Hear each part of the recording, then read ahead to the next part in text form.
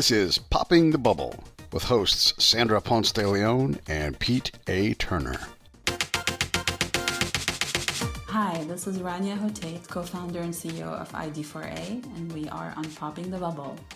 Hey, Rania. Yeah, hey, what's going on? Hello. Thanks for sitting down with us. Yeah, thanks for being here on Popping the Bubble. We're so excited to have you. Thank you so much. I'm excited to have you too. Yes, you're even serving us wonderful tea. Rania, you have an amazing background. You're the co-founder and CEO of ID4A Technologies, which is a San Francisco-based design tech company. You have an experience, a wide background in environmental design, industrial design, product development, user experience. You've worked with amazing companies like GE, Jet Propulsion Lab, NASA, Walmart, Amtrak. You've been recognized by the White House. I mean, you're really just amazing. So we are so excited to have you here. Thank you.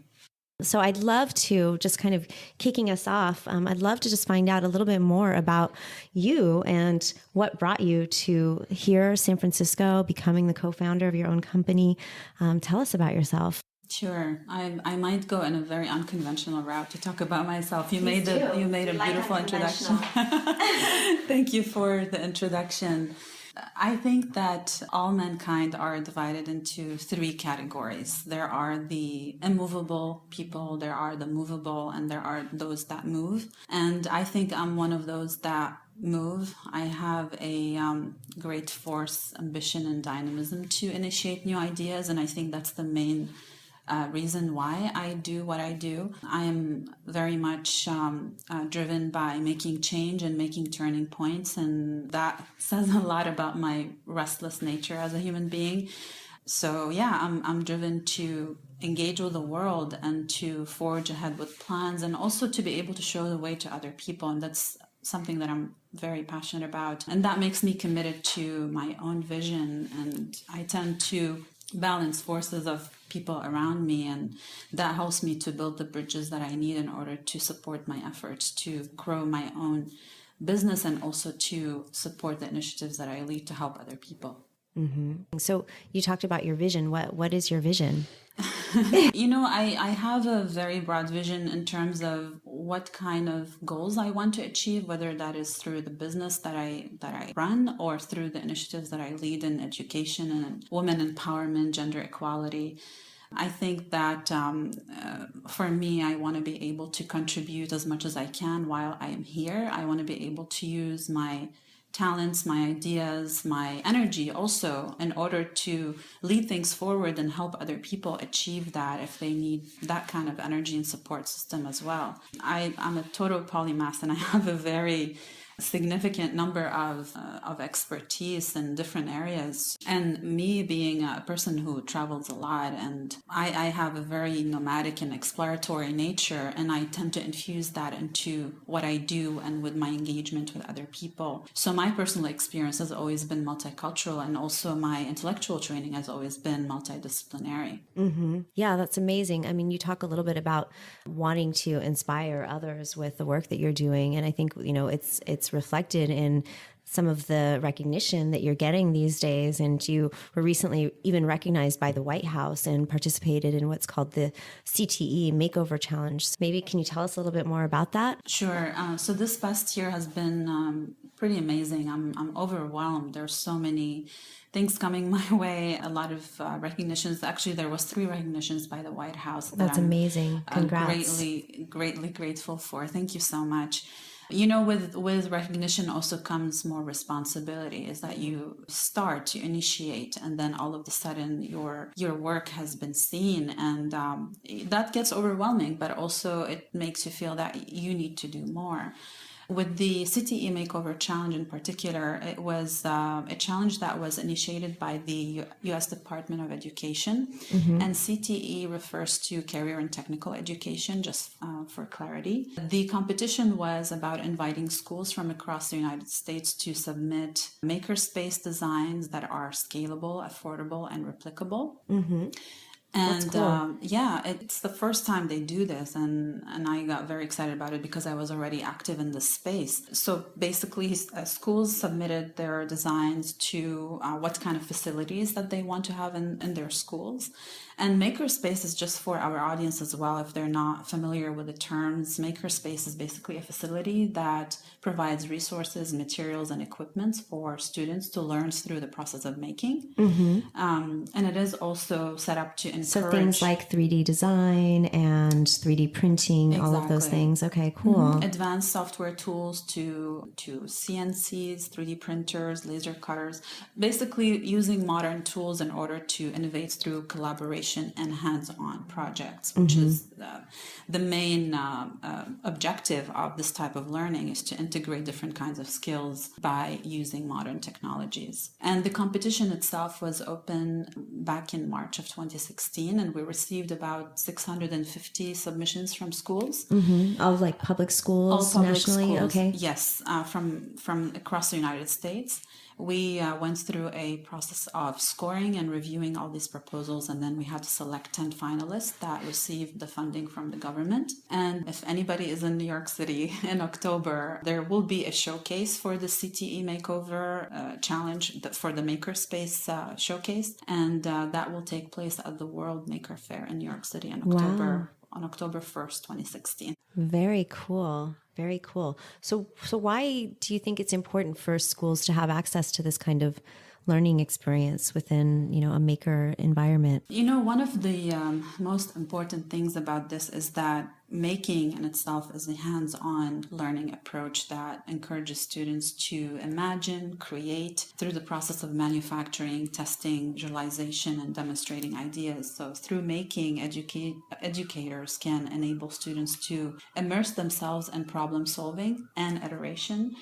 And in the process, they're also learning essential 21st century career skills, such as critical thinking, planning, and communication. And making is closely aligned with the objectives of the career and technical education because it's a natural environment to foster thinking through experimentation with technology, engineering, and science, and it prepares students with academic and technical skills and employability skills that eventually can help them succeed in a modern economy, which is the main reason why this is very important. Right. I mean, we've had, several conversations recently with people that talk about the importance or really the coming trends, emerging trends with automation and what are going to be the important skills for students in particular in terms of creativity, and really awakening that creativity is going to be a key differentiator for kids as they grow up, because so many things are going to be automated in the coming years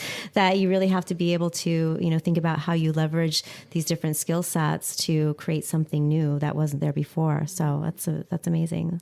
Yeah, it's a very interesting space. I've been active when I received the invitation from the U.S. Department of Education. I've been active in the education space for the last 2 years. So I've worked with hundreds of schools around California and the whole country to help them integrate design education and technical education within their curriculums, which is something that a lot of schools are trying to work on. So when I received this invitation, it was mainly recognizing also my efforts in this space and that being in alignment with what the government is trying to do.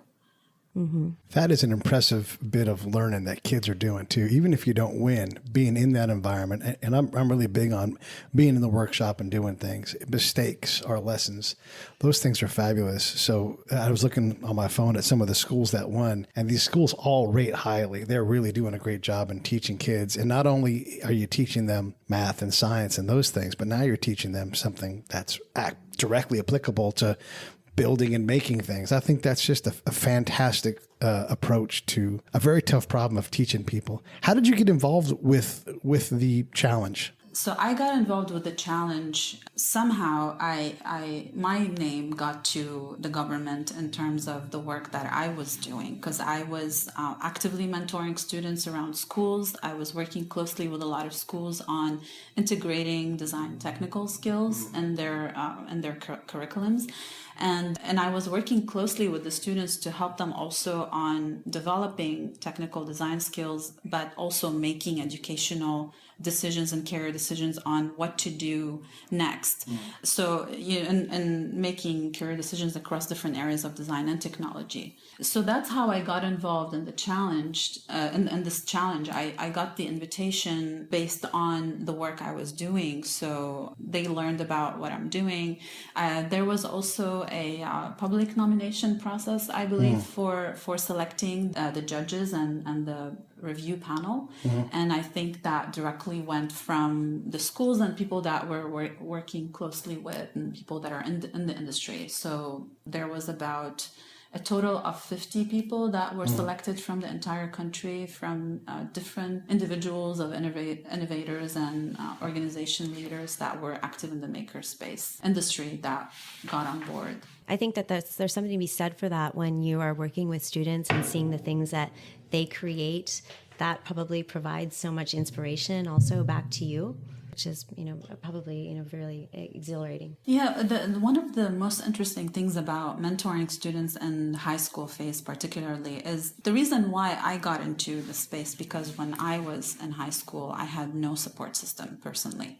I grew up in Lebanon and I went to school in Lebanon until I finished high school, and then I came to the United States to go to college. So during that phase, when I was trying to make career decisions and educational decisions on what to do next with my life, there was no support system for me. So a lot of that process had to be me, right? My own learning curve in order to find my passion. And also design education, there was no solid design education in high schools. And that's also common in the US as well. But here we still have the opportunity to get access more because there is more appreciation to the arts in general, and there's more funding to schools and things like that. So from a personal experience, I wanted to be of help to other people, knowing how difficult it is to make these decisions at this particular time, and especially being in a place where you're interested in going into creative fields and you're not sure what to do, you're not getting the support that you need, either from family, from the school, from society, so there's a lot of pressure on students at this age to make decisions that they're not ready to make. They're too fragile, they're too underdeveloped. Yeah. Not in a negative way, it's just the process of personal development. They're not at a stage where they're capable of making solid decisions, and they need a lot of guidance. And a lot of them also don't necessarily have a strong self-esteem, again, due to lack of support, whether from family, society, school. Their environment that they're in is not necessarily supportive to their dreams and talents. And so it kind of creates that connection with them to also help them tap into things that they're not aware of about themselves and redirect them into areas that they didn't necessarily think about before. Right. Yeah, that's amazing. It's so great that you can be such an inspiration to these young people. That's awesome. I think that there should be more of you. I'm trying to replicate. But there is a lot more of you. You are a busy woman. There is more. You do so much more. Can you tell us a little bit about your company and what you guys do? Yes, so ID4A is a design technology company. We are specialized in building software tools for the design for manufacturing industry. We develop customized software tools for advanced manufacturing processes, working with R&D and R&D phases with a lot of companies. We also help makers, designers, innovators, engineers, product developers that are trying to develop manufacturable products from idea stage to prototype, manufacture, distribution to market. So we guide them through the entire process and help them to push a product to the market. So one of the things that's pretty core to what you do is what we call design thinking. Could you talk a little bit about exactly what design thinking is? Yes. So design thinking is a proven methodology and a repeatable problem-solving protocol that is used by designers to solve complex problems and find desirable solutions. And I want to clarify one thing about terminology itself. Design is most often used to describe an object or an end result, but design in its most effective form is actually a process. It's an action, a verb. It's not a noun. And design thinking it combines creative and critical thinking to allow for information and ideas to be organized and decisions to be made to improve certain situations and to gain more knowledge.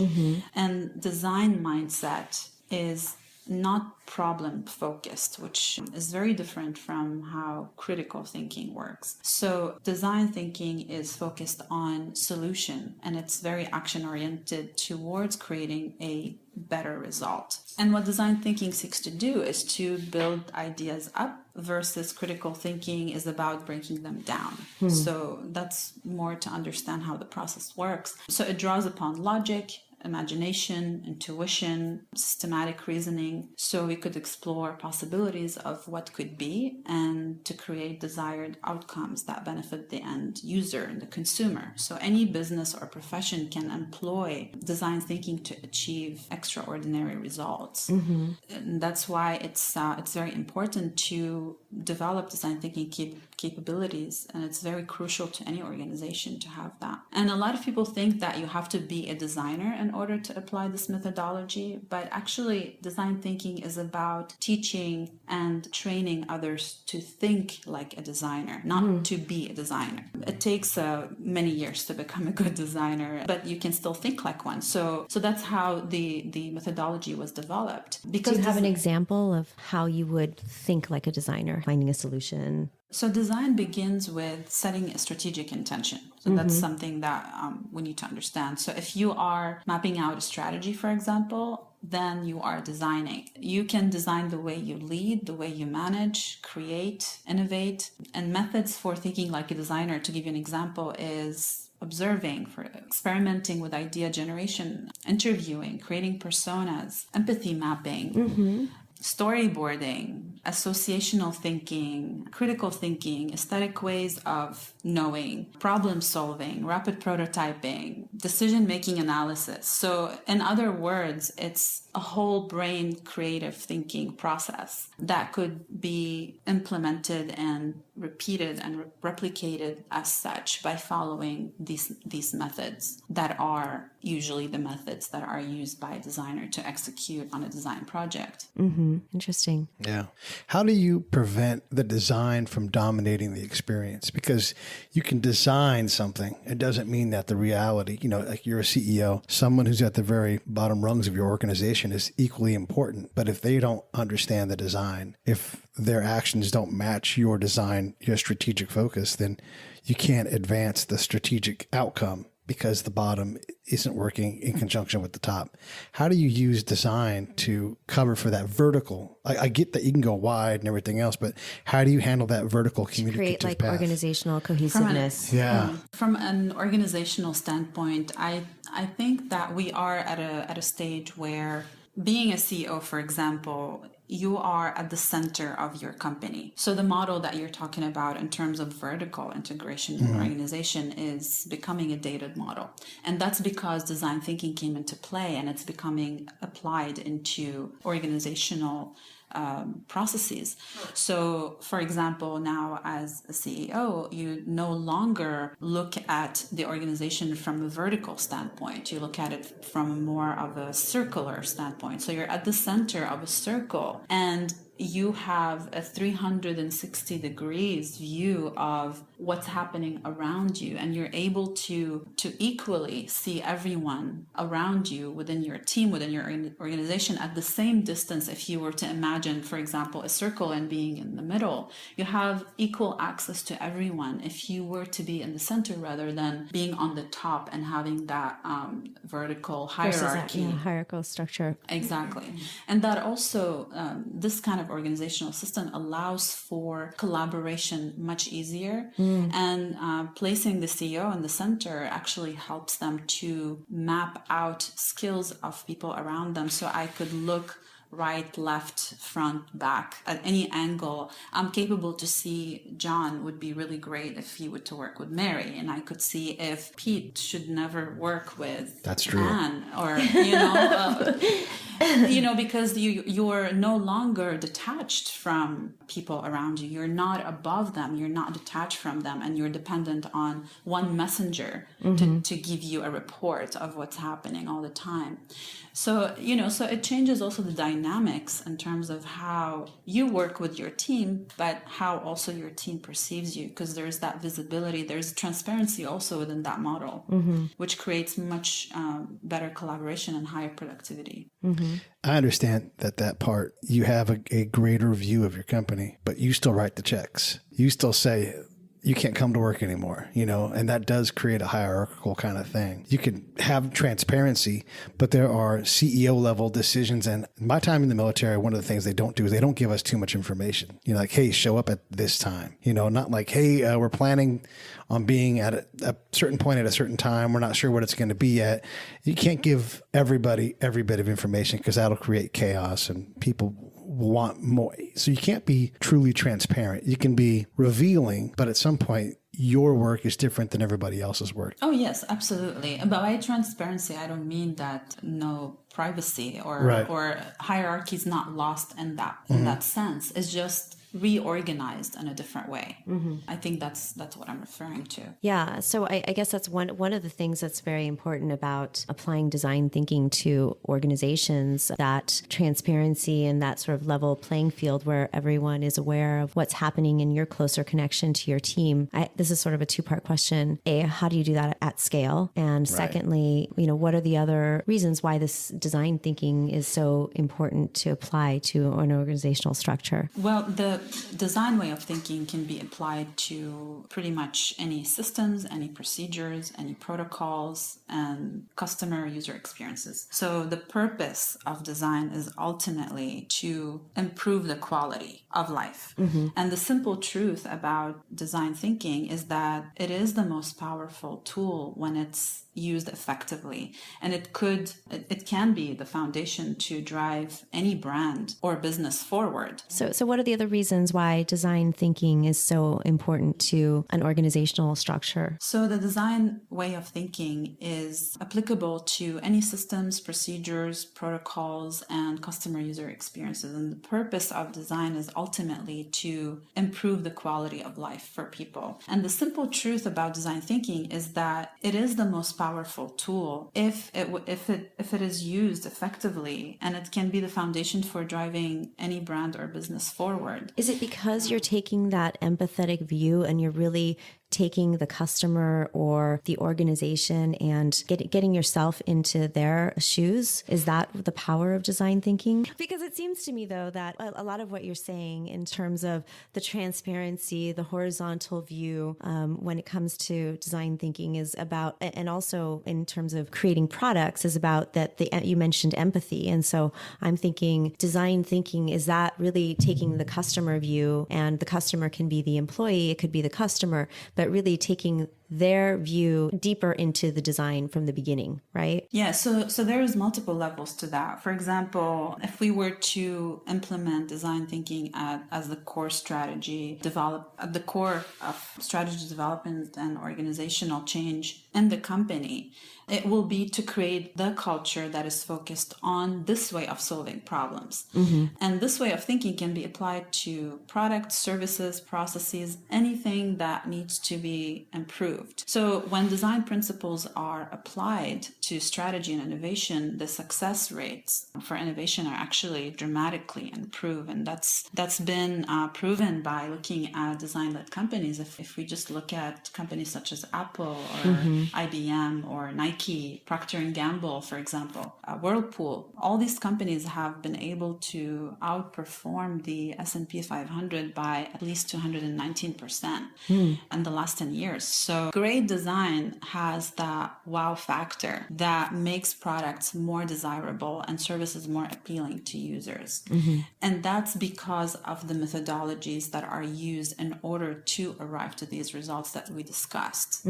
So that's pretty much it. Right, kind of having the psychology of the customer in the process itself, the creation process, the design process, strategy development. Exactly. So let's just switch gears for a little bit. What is it that inspires you? What gets you up out of bed in the morning?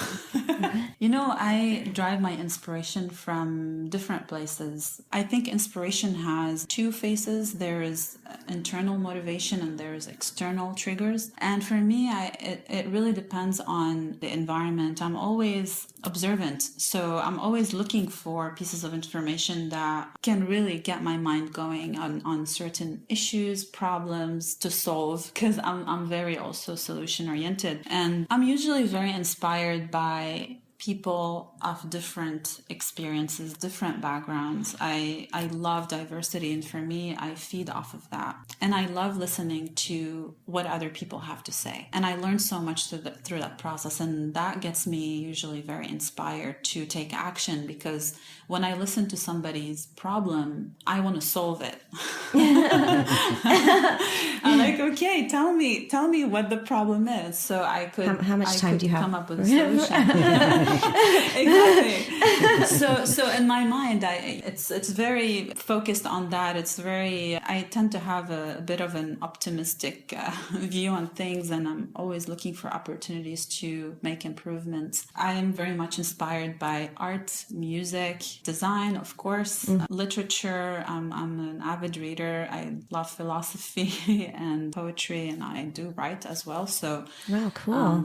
So I find inspiration in diversity and problems and in arts. Mm-hmm. Yeah, you can see that it's reflected in your background and all the different disciplines that you're involved with. It's very cool. So as a founder of a company, do you have some wisdom to impart, some lessons that you'd like to share with other people that are embarking on their entrepreneurial journey? Yes, one of the most common things that I've experienced myself from being a founder and also from mentoring and advising a lot of founders in different industries. One of the major lessons that I would say is learn how to be authentic and learn to have integrity and be true to yourself no matter what situation is imposed upon you. It's very easy when you are in the business world to start to shift your personality in order to, you just compromise a lot because you're trying to make ends meet in certain ways. And sometimes it's very easy to lose your identity in this kind of process. So it's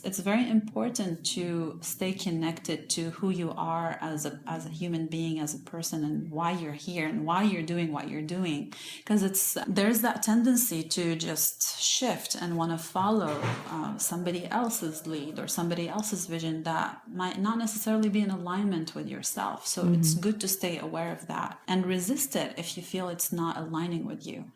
Also being willing to confront yourself on a regular basis and have a positive, constructive self-talk to quickly learn from mistakes and, free yourself from patterns that don't really serve your purpose. A lot of people tend to be afraid of admitting to themselves that they need to change, for example, or whatever they're doing is just a pattern and it's not giving them the result that they want because, again, their actions is not aligning with that vision. Also, don't be afraid to challenge conventions and do things differently than everyone else is doing. Again, that comes with being more connected to your own identity and your own vision as an individual, away from other influences and pressures. Also listen to other people's needs because you can learn a lot and work on meeting those needs. Because as a founder, if your ego is in the way, it could definitely damage the growth of your business if you can't listen and you can't meet people's needs. You have to have that kind of compassion when you're doing business as well. It can't just be transactional about making money. And also be fearless. Speak up. A lot of people have a tendency not to say what they really want to say or say what's on their mind because they want to please other people. I think it's very important to also embrace fear and discomfort and take actions and don't spend too much time holding back and over analyzing because getting to places requires a lot of work and energy. So that's very, very important. That is so much wisdom right there. So yeah, no kidding. Be authentic, stay true to yourself. Watch your ego. Watch your ego. Be fearless. Don't be follow self-aware. Yeah, know where you're going. So you don't follow someone's lead if you don't need to. If they're not in line with yours. That's great. Those are awesome lessons. Meet other people's needs too. Listen to people's needs. It's very important because that's where you build the compassion and the connection and loyalty with your customers, with your employees, with your investors, partners, whoever you're working with. Compassion is very, very important. Yeah. So give of yourself a lot too. Yeah. One more thing I would say is also to learn new skills and enjoy challenges. Take challenges as a sport, and learn to to advance yourself all the time, because people also get comfortable. Sometimes you think that, okay, I gained the knowledge that I need and now I'm applying it. It's giving me great results, so I don't need to do anything. The fact is that you always have to evolve. And in order to do that, you need to keep learning and taking in new challenges, both at a professional and at a personal level. And also trust yourself. A lot of people have doubts, especially when you're a startup founder. A lot of doubts build up because there's so much uncertainty in the process of doing business and being an entrepreneur. Right. But there is strength in being able to trust yourself, not your ego. Trust your intuition and being able to exude that so other people can trust you and you could trust other people as well. Because having that built-in fear with yourself, that insecurity, will definitely keep you away from building any kind of healthy, trustful connection with anyone else around you. Mm-hmm. Yeah. And that's very important to business and to life. Absolutely. Such wise words. How did you learn all of this? I mean, what kind of work have you done yourself to get to this point where you are able to be so self-aware and also trusting of yourself and your instinct? I have an innate, it's hard to describe that, but I have a very strong innate ability to see through people. For example, I am very capable of understanding where people are coming from, and there's something natural about it. Mm-hmm. At the same time, I've been through many experiences where I've learned to, for example, let go of my ego and be more aware that, okay, now this is what it is.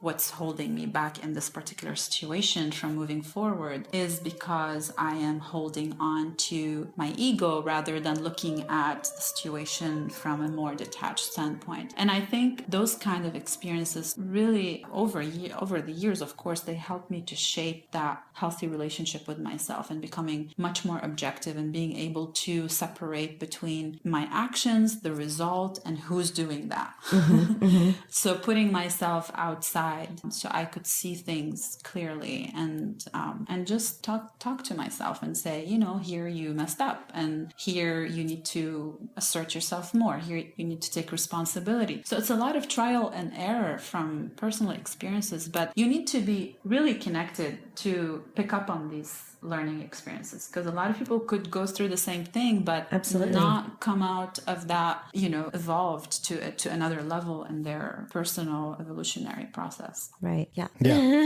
Lots to I think about and digest there. And just in terms of what you said, I think it's great that you've got so much wisdom and you're so young and you've achieved so much already. I think one of the things that really fascinates me about your background is that you are so multicultural and you have this very diverse background. You've come from Lebanon and you've only been in the United States, I think something like 10 years. Can you talk a little bit about how having that multicultural perspective benefits you and your work and how it's important in terms of applying a design thinking to the work that you do? Sure.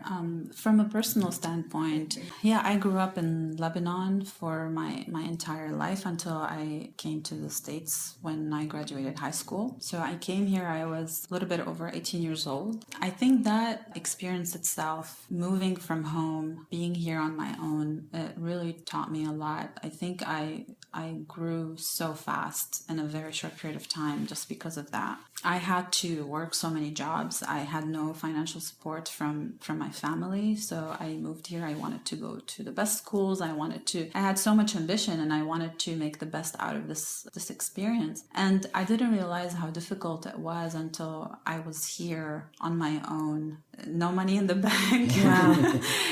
My parents literally sent me to the States with $1,000 in my pocket. So I had, that was it. That was like, this is your money. Go to Bon school. voyage. We love you.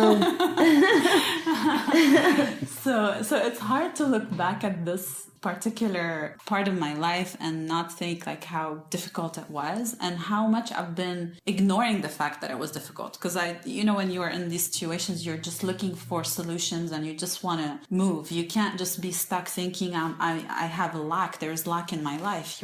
You go after things and you try to secure yourself. So in terms of being from a multicultural background, I think what that helped me in where I'm at today is having having the open-mindedness, being exposed to multiple cultures, knowing multiple languages is really huge for being exposed to more knowledge base. Like you have a wider knowledge base, you get access to more philosophies, you get access to more literature, you understand cultures in a different way. And that all creates your personality, and that transcends into everything that you do and how you deal with people. The more open you are and the more diversity you're exposed to, more likely that you're going to have healthier relationships with people, and you're going to be more empathetic, sympathetic, compassionate, more understanding. You're going to have multiple points of views to look at things rather than one. Mm-hmm. That's from a personal perspective. And from a design perspective,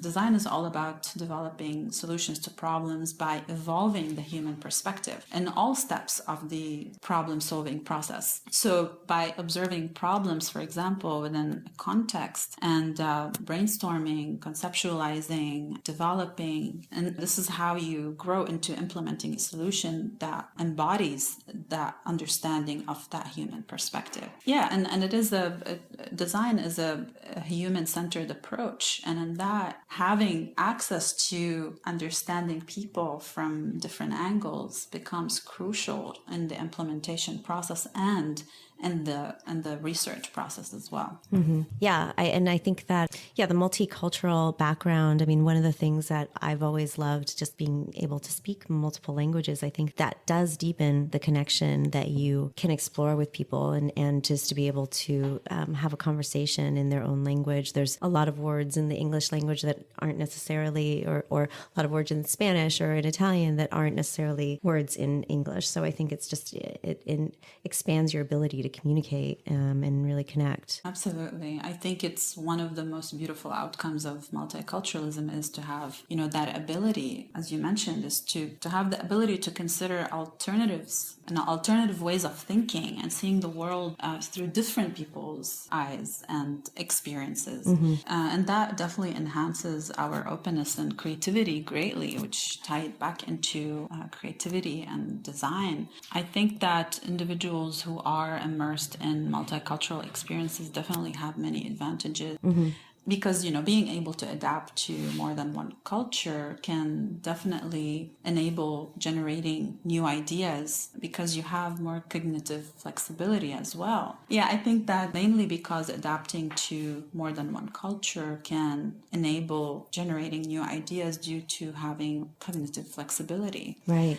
And that could make any organization more creative if you're bringing more people with that kind of background. You could just imagine the outcomes that you could get within the creative process as well, and how much richness could be infused into not only the process of looking at the problem, which what we talked about is having that multifaceted point of views, but also in the implementation that considers and is more hypersensitive to the needs of people from different backgrounds and experiences as well. Yeah, exactly. Yeah, I'd see it as a huge strength for any organization to have diversity, and it's great to see tech companies in Silicon Valley taking diversity on as more an initiative these days. Absolutely. Yeah, because, that the openness is a magical key, really, that unlocks creativity and access to new ideas and more multifaceted problem-solving capabilities, which is very advantageous to design. And I think that that's something that we get to luckily experience here in the United States because we live in such a diverse culture. Yeah. I went to school with people from all over the world, and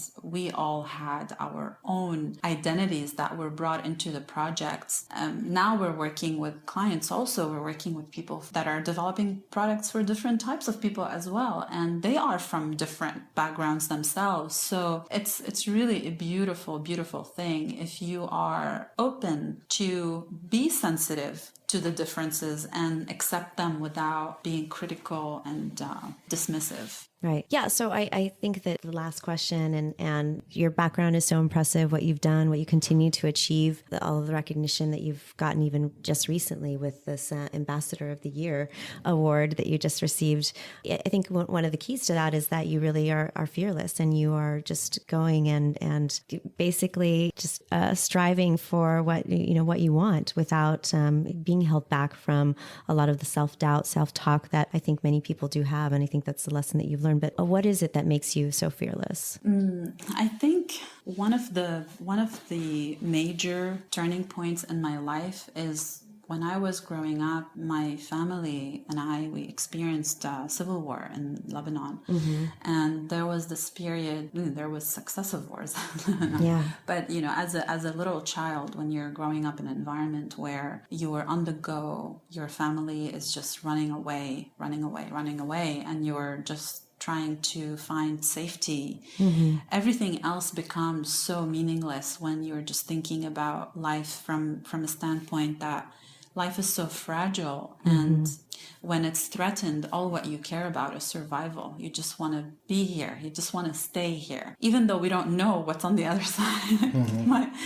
We don't know. And we still don't have the proof of that. So it just having that, being in touch with death at a very close proximity, and seeing a lot of trauma with the family and a lot of displacement, and life becomes so meaningful but so meaningless at the same time, where you just become at peace with mortality. And I think once you're at that stage, everything else just dissolves, and you feel that your energy is all about moving forward. And there's nothing more tragic than death. That's it. Like, this is the biggest thing that could happen to you. So you may as well just live every day focusing on what you could produce while you're here. The other day I was reading this really interesting quote that I don't know it in exact words, but I'll translate it in my own. Basically, it was saying something about, we think that we live once, but in reality, we actually die once. But we live every day. And it's really up to us how we want to make every day count in what we do. So that's one of the biggest things. I think that fear is one of the most dangerous emotions if it's not put in check and kept in balance. And at the root of me being fearless also is my strong self-awareness and deep understanding of who I really am, and that I may have a weakness, that I may make mistakes and I may fail, because that is part of our human experience and path to growth. And I'm okay with that. Like, I'm not scared to give up the pretension of invulnerability, because I am really fully committed to making myself a better version every single day, because I'm going to die once and I'm here every day. So and really that kind of awareness is not about making public announcements and telling people, oh, today I discovered this about myself, so tomorrow meet me on the other side. Right. It's really an internal conversation that I have with myself all the time. And I think that we all should have with ourselves, because having a constructive critique towards ourselves really puts us in check in what we're doing wrong, and it gives us the opportunity to put ourselves in the right direction, like shift and improve ourselves to get to a better place. So it's embracing vulnerability, but also standing in the power of it, not breaking because of it. Just admit it, put it out there, grow from it, learn, and keep moving. I'm a very rational person, so I tend to rationalize a lot of things, and I think that helps me not to fall prey for cynicism, for example, or deception or disillusionment. So I'm comfortable with looking at myself and saying, we need to work on this together. Yeah. And also I think I'm fearless naturally. There's part of it that's natural. Big part of it was, like I mentioned, like the learning experience, facing a lot of things on regular basis. It just builds that courage over time, and you become more, aggressive about getting things done better, not against other people, but you making things better for yourself so you could produce better results for everyone around you. Yeah, you're not kidding, because you already talked about wanting to listen to this interview so you can improve your ability to interact. Yes. You know, that you definitely practice what you preach, and it's powerful. That whole topic of having courage to look at your own and assess yourself and see where you make mistakes. That takes a special kind of, you're confident, but you also understand, I'm going to make some errors.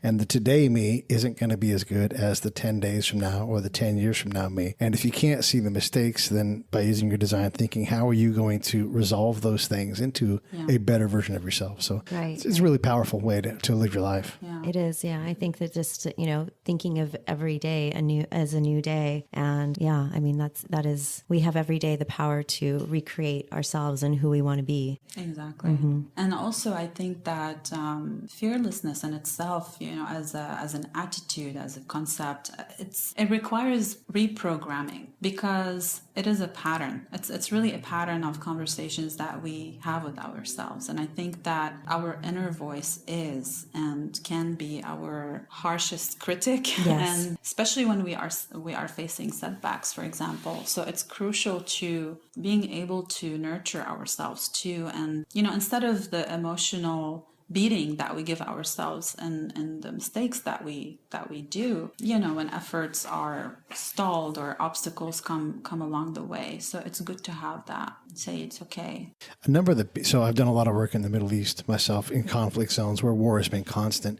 And one of the things I've learned from the people that have moved back here or I've interacted with, and these are folks from the Middle East, they'll say things to me like, none of this stuff in the future matters. It will never be as hard as what I endured when I was, and then they fill in the blank with their story of tragedy. Do you identify with that? Like, there can be no harder point than day-to-day survival. So this is all things I don't have to be afraid of these mistakes, because it's not a life and death situation. Yeah. I mean, I've done the same thing. I'm like, this will either work or it won't. I will put the effort in that's required to make, that I can do my best. But if it doesn't happen, I've had bullets go by my face.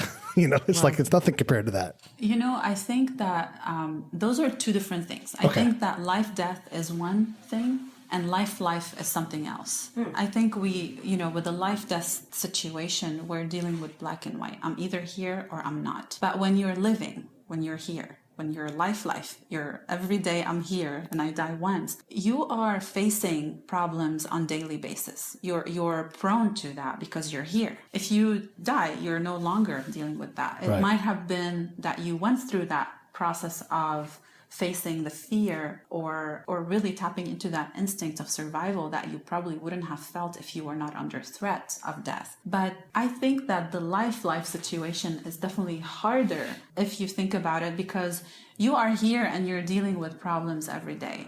You're here. And the life-death situation, with talking about wars and crises and things like that, it's a very particular experience that luckily, and I hope that not the whole world would experience this ever, because now there's so much of it still happening, and I'm sure it will continue to happen in the future, because it's human nature, and aggression and conflict is part of our dark side. But I just think that it's a very particular experience that not a lot of people could really, really understand if they didn't live through it. So to the person who have experienced that might have been the most traumatic thing. But to a person who's down the street from us, living on the street with no shelter, no food every day, that's their life situation. Yes. For them, that's a whole other perspective on what trauma is about. It's For not sure. about, a bullet is going to go through my head. Actually, there is an opportunity for me to survive better, but I don't have it. Yeah. So things are within control, things are out of control. It just shapes our perspectives very differently. Yeah, absolutely. Yeah. And back to talking about, fearlessness too, because it's such a, interesting topic and from a psychological standpoint. I think that I noticed, for example, that people that have broken this kind of barrier with death or with extreme situations and have dealt with a lot of setbacks, for example, they are, and I'm personally one of those people, is that when I'm dealing with others, they just sense that I'm not scared. And I think part of that is because I'm very authentic with people. Like what I say is what I am, and if you want to see me, you can, because because I'm telling you. But if you refuse to, then it's your problem. So authenticity and having that openness and saying what you really think, I think it's major to breaking the fear, because a lot of us are held back by saying our truth. This is really what I think. And it takes a lot of courage to get to that point. It's like fear of judgment, or fear of being vulnerable again. Right. Like, you don't want your opinion to be stated the way you feel or you think, or you don't want to be misunderstood, or you don't want to have conflict if there isn't that courage to face differences. Right. And I think that's part of why people tend to hide who they really are, because they are not trained well to confront the truth. Right. So it's about being comfortable in your own skin, Exactly. recognizing where it is that you need to do the work. And Yes. from that point is where you really get the strength and courage to be fearless. Absolutely. Because it takes that level of, if you're not honest, then you're insecure. You definitely are not there. You don't have the courage. If you can't say exactly what you see, the truth as it is, if you can't take it as it is, that means that the courage needs to be developed. The strength is not there. And that's one of the biggest things when it comes to fearlessness, for sure. Truth. It's the most dangerous thing to face, really. And if you can't say it, it's the easiest, the simplest, and the hardest thing to do. And a lot of people fail to be truthful and to be authentic in who they are, what they think, what's on their mind, or see it when it's presented to them. Yeah. So this is a big shortcut. I think if we all use it, our lives will be so much better. Definitely. I think that, this conversation has given us so much to think about and take in, and it's been a really amazing conversation. Is there any parting thoughts that you'd like to leave us with? I really enjoyed this conversation with you. It's such a pleasure Us to too. be on Us, yeah, Awesome. Such a pleasure to be on the show, and I think I said everything that I had on my mind. Awesome. So great. We'll fill your If I mind missed up. anything, we'll make another episode. Yeah, fill your mind up again, and we want more. We want more for sure. Absolutely. Well, thank you so much. It's really been such a great conversation. I can't wait to listen to it again, actually. Yeah, and you're off on a big adventure. I'm so excited about this. You don't know how much I love to travel. I can't wait to learn new things and see new things. Great. Well, thank you, Rania. Thank you so much.